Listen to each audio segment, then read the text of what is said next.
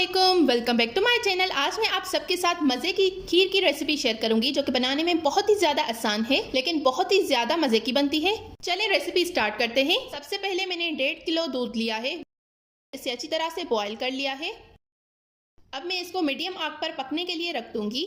दूध को मैं थोड़ा सा थिक करूंगी। अगर आप मेरे चैनल पर न्यू हैं तो इस चैनल को ज़रूर सब्सक्राइब करें और बहुत सारी न्यू ईद से रिलेटेड रेसिपीज़ देखने के लिए। दूध को 10 मिनट हो गए हैं पकते हुए। ये मैंने 3/4 कप चावल लिए हैं। इसे अच्छी तरह से मैंने वॉश करके 1 घंटे तक भिगोकर रख दिया था।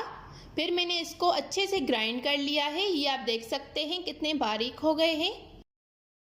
अब मैं इन चावल को दूध में अच्छी तरह से मिक्स कर लूँगी।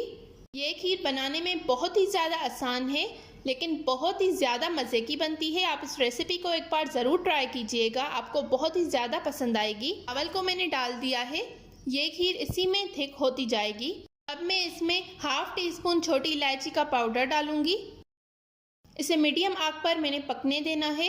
ये इसी में थिक होती जाएगी। ये आप देख सकते हैं ये थिक हो रही है। अब मैं इसमें 1/2 कप शुगर डालूंगी। इसे अच्छी तरह से पकाना है मीडियम आग पर। अब मैं इसमें 1/2 कप के करीब खोया डालूंगी। ये होममेड खोया है, इसकी रेसिपी भी मेरे चैनल पर अपलोड है, आप जाकर देख सकते हैं। खोया डालकर मैंने अच्छी तरह से मिक्स कर लिया है।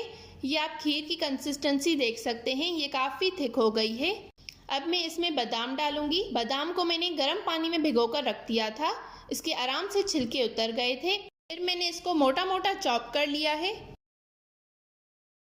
खीर बिल्कुल रेडी हो गई है। इसे मैं मज़ीद 5 मिनट थोड़ा सा और थिक करूँगी।